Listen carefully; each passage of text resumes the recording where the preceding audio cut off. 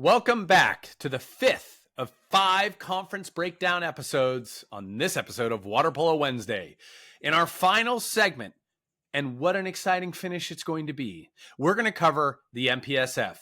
An MPSF team has won the NCAA title each of the past 27 years. Will this be number 28? Not since 1997 has somebody outside the MPSF and these big four won an NC2A title. Are we witnessing another future champion? UCLA dominated the regular season with an impressive 21-1 record. They'll be the 1 seed overall and have secured themselves in that large bid at the very least with the top RPI rating. They'll get Cal in their first game. Could Cal beat them? Could Cal find a way to once again show up when the lights are brightest as they have in years past? On the other side of the bracket is USC and Stanford. These two teams, frankly, they confound me when they play each other. USC won the first matchup in the MPSF Overnight Invitational, but Stanford had a clean record of going 2-0 against USC in conference play. We'll take a deeper dive into the Stanford defense and why USC has just been unable to penetrate them all year. From Olympians to Olympic hopefuls, this conference is chock full of potential, and with nobody making it through the season with a clean slate, truly anything could happen. I can't wait for this. Let's kick this thing off. It's the MPSF Conference Championship Breakdown on this episode of Water Polo Wednesday.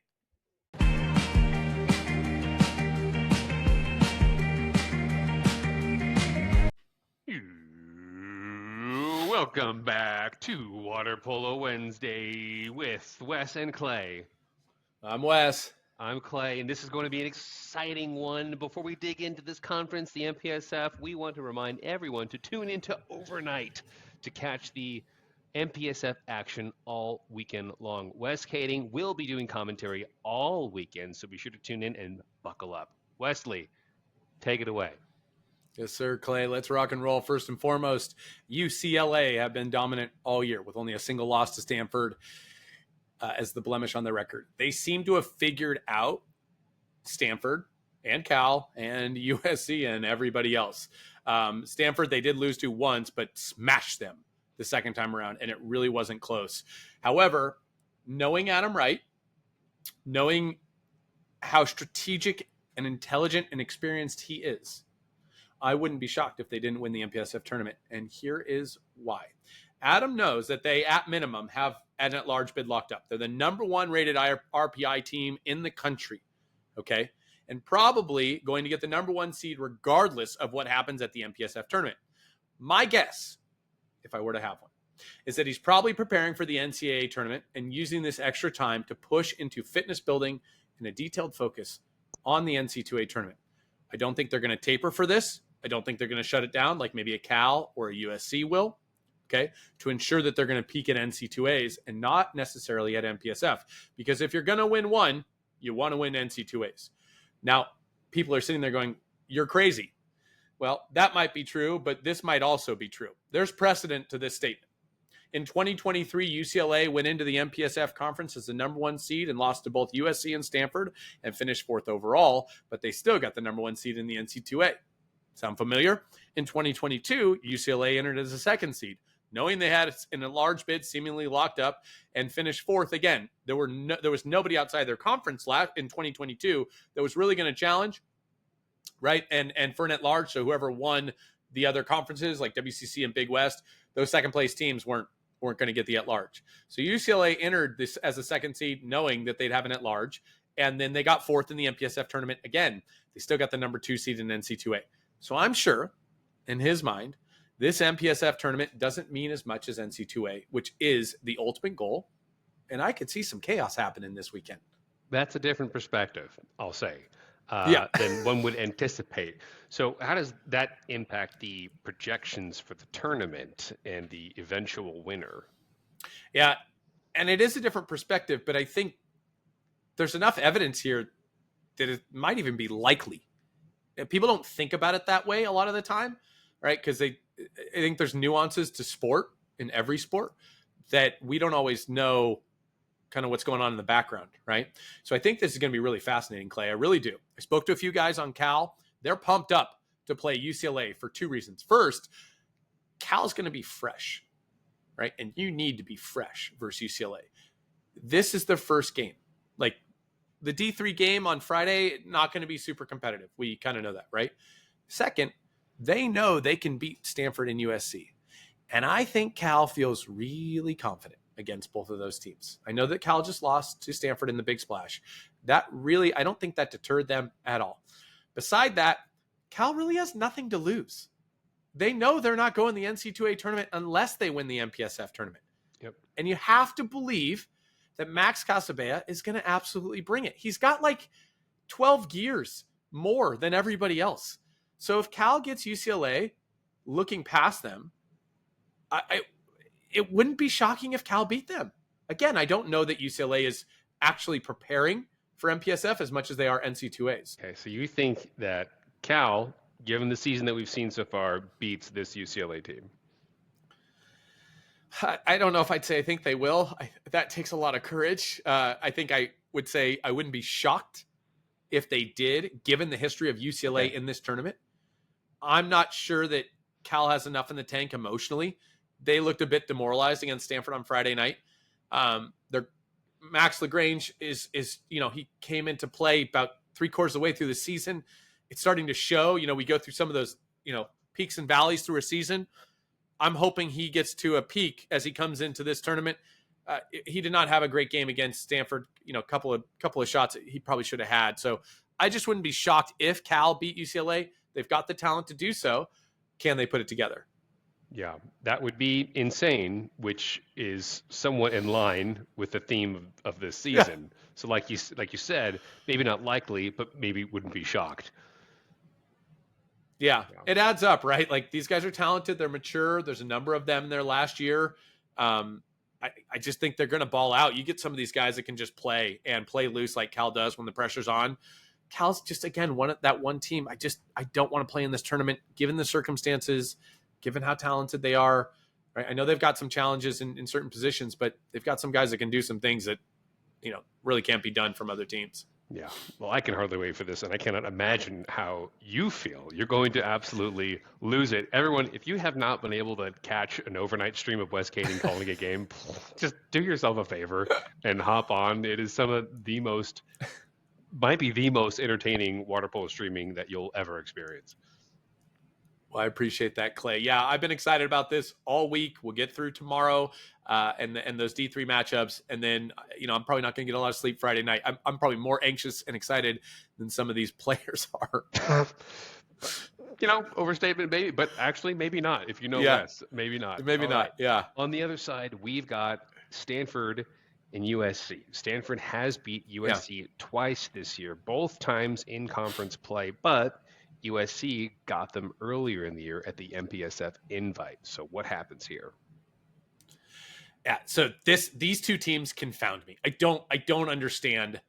Well, I do now, but all year it's been very confusing for me. I believe this is Stanford's game to lose. A lot of who gets the at-large bid is going to depend on who wins the MPSF tournament and who wins the WCC tournament, as we covered last night. If UOP does not win the WCC tournament, they're going to get an at-large bid. If UOP does win, then Stanford and USC have to pray Cal does not win the MPSF. Stanford, as you said, has 2 wins over USC in conference play. So you have to feel like they're in pole position regardless of what happens in this match.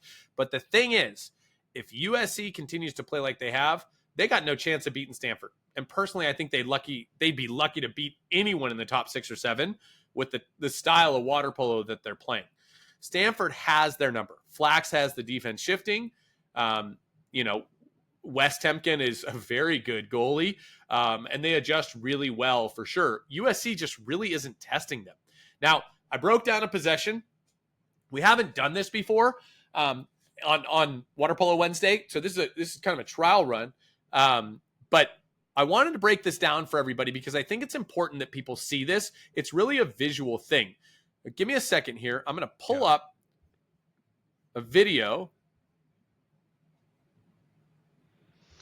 Getting into video breakdown territory. We are getting into video breakdown territory. It's a scary day. Okay, here we go. So this loads. All right.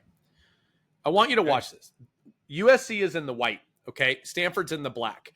Now, you can say, well, Wes, you just picked one. Well, yeah, I picked one, but there's like 40 of these throughout the 2 games, right? There's a ton of possessions that look just like this. So this is very emblematic of what happens in their games against Stanford. Stanford in the black.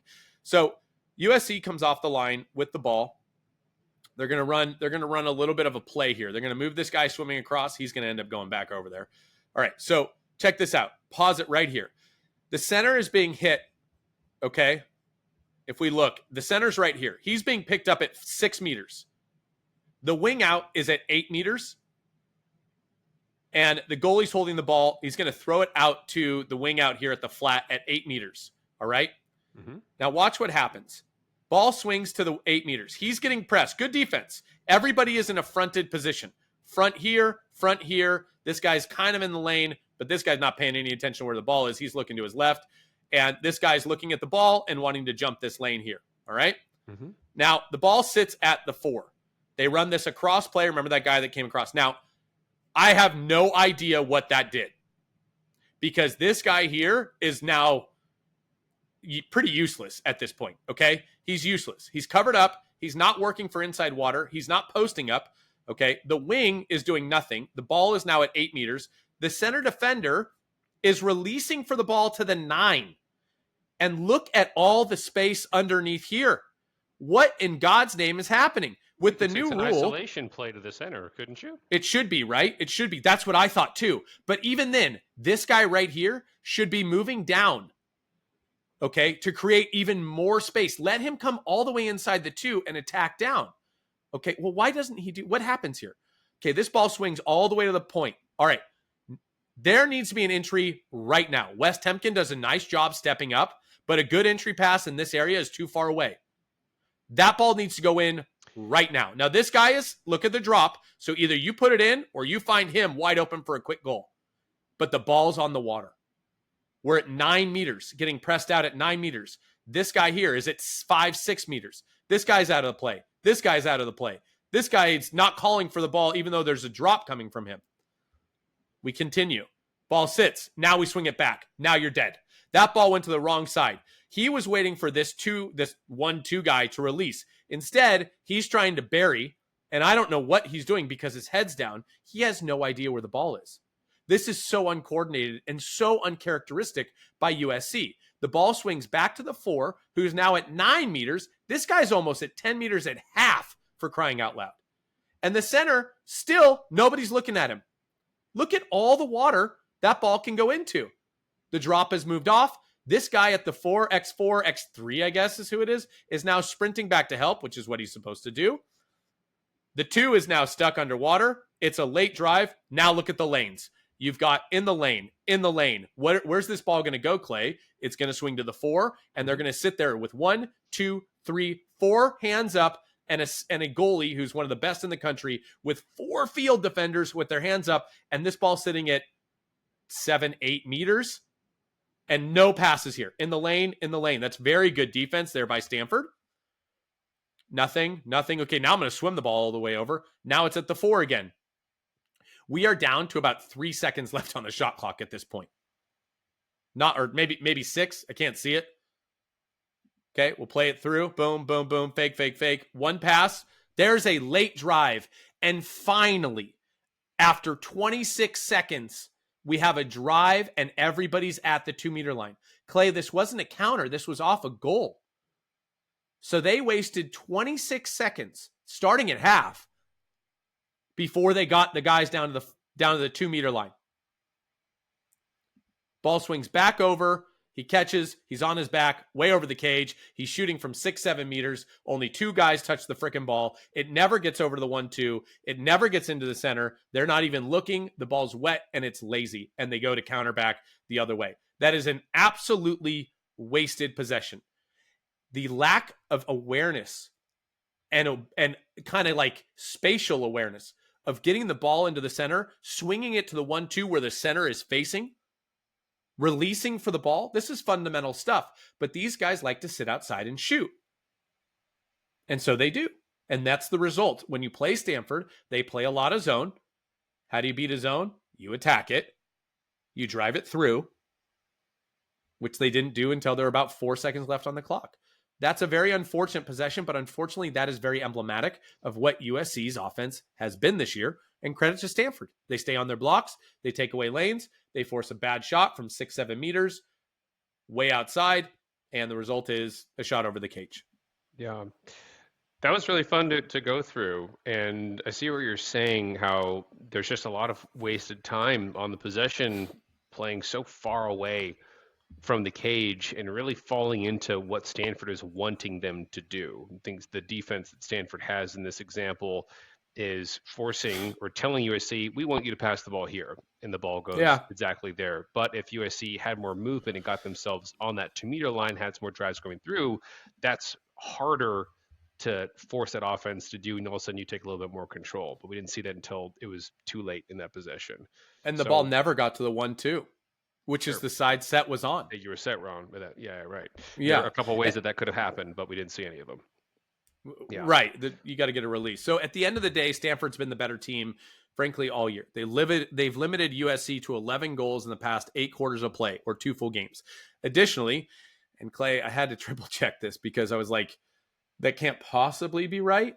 But according to 6-8 Sports, USC is 1 for 17, just under 6% on man advantage against Stanford in their 2 games in conference. Say it again, play. 1 for 17 on man advantage against Stanford in their 2 conference games. I didn't count the MPSF invite, but in their conference games against Stanford. Yeah. To compound matters, Clay, they're a grand total of 11 for 61 shooting overall, a combined 18%. And Stanford has made USC look very pedestrian. And the reason they are shooting at that clip is because those looks that they're getting that we just broke down are from 7-8 meters. These guys are elite shooters, but even the best shooters in the world struggle to score consistently from 7 to 8 meters out, even 6 meters. You get to 5, those percentages skyrocket. You shoot from 7, they plummet. Yeah. Hard to believe that, we're used to seeing USC look a little bit different. They're still making these mistakes in November, right? There's not a lot of time left to adjust. There really isn't. I mean, their last game against UCLA, they got pretty smashed, more of the same. And it's unfortunate because this is not a skill thing. It's not like these players don't know how to play the game. This feels more like a motivation thing. And I think they're complacent. I think it's showing that they're not motivated to do the hard work. You're not going to score as many goals when you're the driver, right? Right. And so to me, it looks like, hey, somebody else needs to drive. I'm going to sit up top and I'm going to shoot. And it's a lack of motivation to push the counter, to get deep, to work, create openings. And here's what should be scaring the heck out of USC. Okay, if Stanford beats USC, which I think they will, and Cal beats UCLA, Cal would get Stanford in the final. And that's a game Cal can absolutely win. And if Cal wins that, USC gets knocked out. So we know Cal has beaten Stanford already this season. Yep. And Stanford has beaten USC. So if Cal somehow beats UCLA, and Stanford, then USC would be out. That's right. And USC's dominance in December will be over. The last time USC didn't make an NC2A tournament was 2004. Clay, that's 19 years of NC2A tournaments in a row that would be snapped. Man, I don't want to be that team. I don't want to be that guy. There are a lot of scenarios where this happens. If UOP does not win their conference and USC doesn't win theirs, USC would be out. If Cal wins the MPSF, USC would be out, even if they beat Stanford, to be quite candid with you, because I don't think it's enough to bump them ahead of Stanford. All right? It's just not a good scenario for them, quite candidly. And they're not playing like a top 3-4 team right now. That possession is not the quality of a top 3 to 4 team that you would come to expect. Sure. Well, boy, this season just continues to excite, doesn't it? And this is actually a perfect segue into our guest for this episode of the MPSF Conference Breakdown, Coach Brian Flacks and goalie West Temkin out of Stanford, coming up right after this.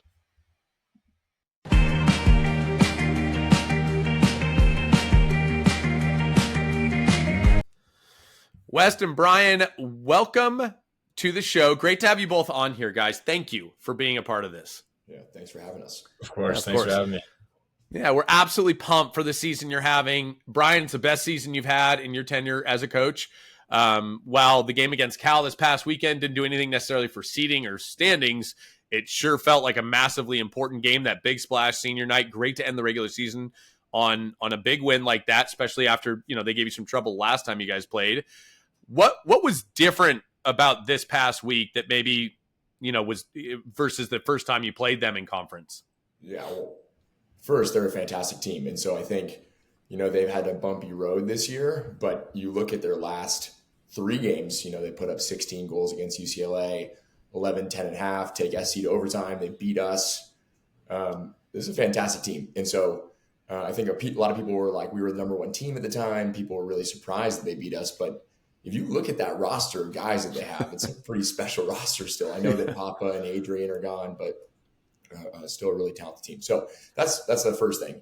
But I think overall, we just executed a lot better. I think we joked about this after the game, but maybe one of the best things that's happened to us this season was losing that game on the road. And we'll see at the end here, but it was a good wake-up call. You beat SC and UCLA on the road. You moved to number 1 seed. And I know it was good to remember that in our conference, every game, look, take a quick step back. College water polo is better than it's ever been. Davis took UCLA to overtime, Princeton, Long Beach State beat UCI by 9 goals this past weekend. And so there is no gimme games anymore. So we played a really talented team on the road, didn't execute as well as we needed to. And I got a chance to I think, do a better job game planning. It's on the coaching staff, and I think we executed really well and took care of business at home. So. West, anything different for you, man? Yeah, honestly, Brian kind of hit the nail with that. We had a plan and we executed it perfectly. And there was small adjustments that we had to make throughout the game. But I was speaking with Riley after the game, and he was like, wow, there were some small adjustments, shot blocking adjustments, and we just made those perfectly. And everything kind of fell together, and we just did exactly what we had been practicing for the week leading up to the game. We just executed it great. And it paid off. So I think it was a huge jump from the last time we played them. And obviously they're a super talented team. So It was awesome. Yeah, love it. Yeah, a well-timed loss can be a really good thing for your season overall, for sure. Brian, good to see you again. Your defense is averaging just over 9 goals per games in conference. So talk to us a little bit about the defensive approach that you've taken this year and what you're doing maybe a little bit differently than in prior years at Stanford. Yeah, well, we got a kid in the cage that's pretty good. That's the first thing. I heard about it. Yeah, he's pretty good. He's pretty good. That helps. I think there's been just a great sense of pride. I think if you know me, maybe the thing that I've been known for in my coaching career has been our defense. And I'm definitely a coach that I think values defense more than any other aspect of the game. I think I tell the guys, Wes is laughing because he knows exactly what I'm going to say. I value defense and 5-man more than anything else. So if you can do those 2 things, you're going to get a chance to play for me in this program. And so I think the guys have just been really tough. I think we've done a nice job game planning, and we got a great goalie who keeps the ball at the back of the net. I think those are kind of the keys. Yeah, and on that, I definitely knew what you were going to say there, but it's good to affirm that I was anticipating that. West, man, it has been so much fun to see you play. As you know, I've been able to kind of announce some of your games, and I call you tougher than a $2 steak, buddy. You're as fundamental, and your positioning is great. You're locking teams down. You're making saves. Frankly, I don't think you should be making a lot of the time. You're coming out of the water pretty quick. We notice there's a lot going on with your defense, right? It's a very dynamic defense. It is not static in any way, shape, or form. Are you coordinating all that, calling out the defenses as you're seeing the offense attack and where things are getting set up? Or is that coming for you based on what you're seeing? Or is that a preset thing? You're like, hey, this is what we do, and coaches are running that. Yeah, like Brian said, in practice, we spend a lot of time on defense. Defense in 5-man is the primary focus of a lot of our hours in the pool. Yeah. And so over the year, we've developed these defensive zones and systems, which were really hard. Brian can attest, for me coming in and learning that, it was really hard to actually nail them because there's so many different scenarios and different times where you run certain defenses, and we've switched to different zones throughout the year. But now we're extremely good at doing that on the fly. And obviously, like, I mean, I do call it out. Brian also calls it out. So there'll be times where I'm unsure what to do and I hear Brian's voice and I just repeat it. Because I mean, he ultimately has the better view on the pool than I do. So everything just kind of falls together, and we're very comfortable with doing what we do on defense at this point, because it's the same thing we've been harping on since the beginning of summer, like up to now. And I mean, obviously part of that comes from me calling it out, but I know that all the guys in the field also know exactly what to do. So it's a lot easier when we're working together to figure it out. So, I mean, I would just say our defense is just one big unit. Like, you can't really give credit to one person. It's everybody. Yeah, I mean, you've held very good teams to very, not great scores. And so that's a credit to you. And communication, I think communication for a goalie is underrated. As a former center defender, I love when my goalie is able to call out certain defenses. So, and I do hear you, and that's awesome. And so now, Brian, you've benefited tremendously this year, specifically from the transfer portal. You brought in West out from Princeton, arguably the top goalie in America. You brought in arguably the best center in America in Dash McFarland, someone who statistically better than Ben Halleck was at the same age. Two huge gets for the team. And you've had some great centers. You coach Ben Halleck, right? Is this something you're going to continue to pursue to bolster your roster versus, say, recruiting less experienced freshmen with the shrinking of those rosters this next year? Yeah, sorry. Absolutely. Like, we are going to, I think you're not going to win championships if you don't invest in the transfer portal. It's just like, it's impossible. You're seeing it, basketball, football is the most obvious example of it. You're seeing the average age of athletes go up across, and I think they did that analysis last year of the Final Four teams where, the average age of an NCAA Final Four team is something like 22 years old now. And it makes sense. I hope that water polo, we still invest in developing high school athletes and all that stuff. I still think that majority of our players will come out of high school, but with the transfer portal and with the ease it is to move from one school to the next, I think it's got to be something that we're really going to take a hard look at every single year. Yeah. West, as a transfer, what has this season been like as a junior coming into Stanford from Princeton? You talked a little bit about the shift and the role of communication has in your playing. Getting to know these guys who have been together already for a couple of years now. Walk us through a little bit what that experience was like. Yeah, so coming into the team, I found it very easy to adapt, honestly. Everybody was super nice, very welcoming. And I've played with majority of these dudes. There's 7, including myself, CCU guys on this team. So shout out CCU. But it makes it a lot easier, actually. Though there's already built-in chemistry with a lot of the guys. Obviously, it's a different system than what I'm used to. A lot more hours. Like it was definitely an adjustment, but it has paid off so tremendously, and I really understand that, like, the value of putting this much into a season. And like Brian was saying, he, like, after we lost to Cal, like a month or so ago, he brought me in and he was like, it's not really the same as the East Coast here. Like, every game you play, like, it is for the entire season. It's a different shift. It's like a paradigm shift and a different way of looking at it, which is something that I kind of learned the hard way because you kind of slip into your old habits. But it's been amazing, and like the level of play is just so much greater and more consistent, and it's everything I wanted. So I'm so thankful. Yeah, it's really nice to hear when people have that positive experience and everyone's very welcoming with open arms. Love hearing that. Again, for West, on a more technical angle, the new rules, being able to go inside 2 meters on the wings at any time, giving some different angles from shooters and some passers. Has that changed your positioning a lot as a goalkeeper, or your approach at all, or has it made any other parts of the game more challenging for you? Yeah, definitely 6-on-5 is a huge difference. My first experience with the 2 meter rule was 2 summers ago at Junior Worlds, and there was guys just at like against the lane line throwing it from 1 to 6, and you're moving across the cage the entire time, and it's absolutely ridiculous. So it has like taken some like slight tweaking of just positioning and like how far can you actually get over there. And then you have to coordinate with your blockers because it is on a 6-on-5 where they're so close and everybody pretty much like you can catch and shoot at any point. There's no pressure on the ball on the shooters. you have to move a lot faster, so you can't cover as much cage. So it has taken a lot of just finding the balance. And that's just with trial and error. You just have to try new things. And if it doesn't work, it doesn't work. And if it works, you just keep tweaking it until you find a perfect balance. But yeah, no, it was definitely a huge shift. It was something that took a while to get used to. I mean, we try to utilize that so much. I mean, as Brian knows, like outside of 6-on-5, even, especially like balls being entered from lower angles. You're kind of stuck in the cage now. You can't come out as far. There's a whole array of things that are just different, and it just takes a lot of just playing around with it, just tweaking like where your positioning is, what's going to work, how far can you push the line.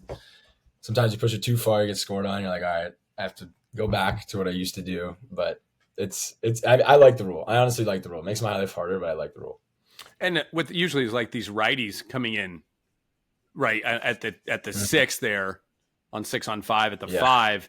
Now they're even deeper. Like we used to see, 1 in and 6 wraps up and it's a lefty, but now you've got righties really taking it in. And I mean, it's on the lane line. I think I watched, I think it was the first goal this weekend versus Cal. Dash McFarland, I feel like he was in the cage on the 1 in, and the ball just went right along the goal line, and he just kind of caught it and fell into the goal, like an inch. Yeah.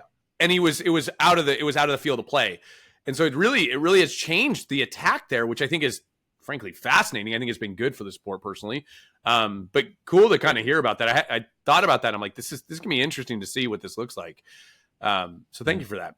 Brian, talk to us about MPSF tournament now and upcoming, right? You're the second seed, deservedly so. It's very likely you're going to make the NC2A tournament. I think in our analysis, there was only one scenario, which is there's a very small likelihood of it occurring, that you wouldn't make the NC2A tournament.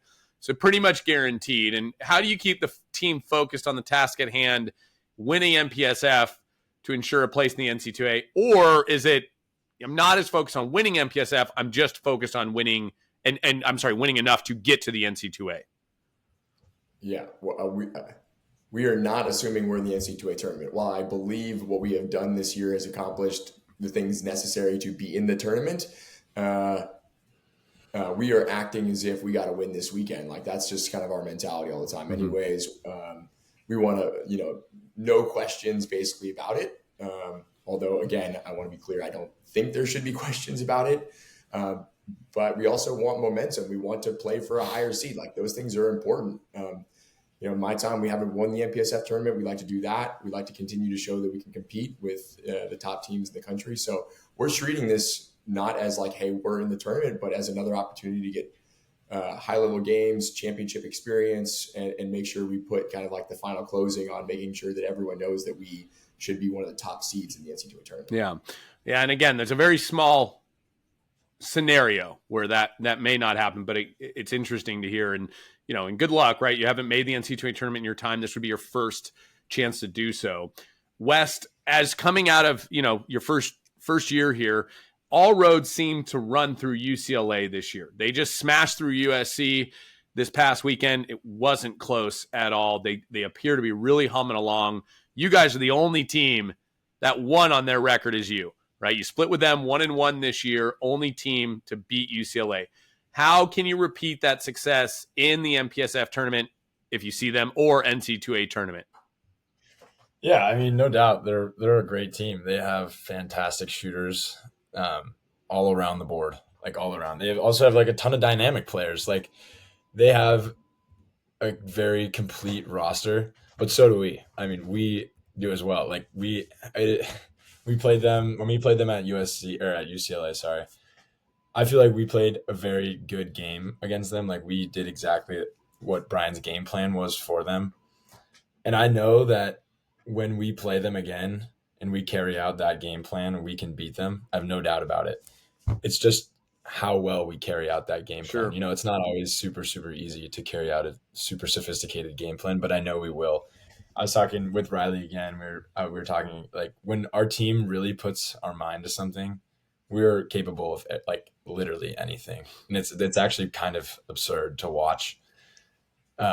I'm super excited to play them game. Honestly, like I want to play them twice. I want to play them at MPSF and the NCAA tournament. I just want more experience with them, and I think that is like a huge key. I think going into MPSF, we in my mind we need to play them again. We need to see how everything goes, and that'll prepare us perfectly for playing them in the NCAA tournament. Granted, we get there, and I believe that we will. Um, yeah, I'm just super excited to play them, and I know that our team is capable of it. We have just as good shooters. We have just as good dynamic players, better centers. We have everything. Yeah, you got to love that in your goalie, Brian. Somebody who's like, I want to take down that number one team. Bring it on type of thing. Yeah. Two Olympic bronze medalists coming at them. They've got a number of good players, international players. I love that, right? A lot of people would shy away from it, Wes, but that's why you're in the position you're in. And frankly, the mentality is such a big piece and why you're as successful as you have been. So that's amazing. Amen. Yeah, I'm super excited. Super excited. Yep, love the enthusiasm. This one's for both of you. We'd like to ask our players and coaches this question. What metric do you focus on the most? We know that we focus on a lot of metrics, but is there a pinnacle one? What is your emphasis? So coaches might say 6-on-5 or 5-on-5, and is there something more granular than that? We'll start with you, West. Yeah, I'm just going to say Brian's 5-man. Yeah, I just know that's exactly what he's going to say. For me, sure. Yeah, for me, when you say 5-man, you mean the ratio? No, 5-on-6, right? His 5-on-6 defense percentage. That's what I mean. Yeah. Sorry. Yeah. Brian's like, no comment. That's perfect, right? Yeah. We will look at a lot of different things. Like I feel like we're pretty innovative with like analytics, and I think that we're on the forefront of that stuff. Wes is probably right. I mean, beyond that though, like we would look at. Hey, like it's great if you hold a team for 1 for 10 on 6-on-5, but if you got excluded 10 times and they only got excluded 4 times, we might talk about why we're getting excluded so much. So like there is some of that nuance there. So I was trying to think if there's something, but 5v6 as Wes pointed out is something that we'll talk about a lot in terms of those types of things. Turnovers we'll look at. Mm-hmm. Definitely number of times that we're getting the ball to the center, number of times the other team is getting the ball to the center. Things like that. But I think it kind of depends on kind of our evaluation of the game and then kind of sifting through. But if there's one thing that we talk about a lot, it's 5-on-6. Cool. Yeah, that's something that I would love to see in the future is our, with 6-8 stats is introduce more statistics into the world of water polo, but getting even more, again, granular, like entry into set, like would be a stat that I would love to see and getting way more nuanced. So you really get a better picture of it. You could see and really compare as a fan of what's going on in the game a little bit better. Yeah, totally. And so guys, go ahead. Pretty great. Yeah. So thank you guys for being here again. Really appreciate it. Obviously your time is very valuable going into this week, into the MPSF tournament. We want to wish you the best of luck. Would you like to open this up? If there's any closing remarks that you have that you'd like to share, we give you that opportunity. I think it's a special opportunity for us to kind of continue to grow the sport here and whatever you guys want to share, I think everybody would love to hear it. Yeah, I think Wes. If not, I'll go. Yeah. I just want to say, like, I'm super grateful to be here and in this position. Thank you, Brian, for taking a chance. This has been awesome, and I'm just so thankful for where I am, and I love it. I love it so much. So I'm super excited for the rest of this season and next season and everything else to come. So cool. And the only thing I appreciate you guys doing this stuff. I love this sport. So any exposure is awesome for that. And for the water polo fans and community out there, this is a really special year for college water polo. We've never seen anything like this in history, from top to bottom, and the trajectory of where the sport is going at the collegiate level is very, very different. It's changing. The landscape's changing. And, there's 10 to 15 schools out there that could win any single day now. And it makes it way more exciting. And I encourage, as fans, especially with everything going on at the NC2A, to really get out and show their support for college athletics and college water polo. But it's going to be a fun few last weeks here. And I hope they enjoy it as much as we are. Cool. Well, thank you so much, guys. We'll wrap it up. Appreciate the time. Good luck this weekend. I'll be down there at the MPSF tournament. Be sure to say hi, and we'll be great to see you guys compete. Awesome. All right. Thank you so Thanks, much, guys.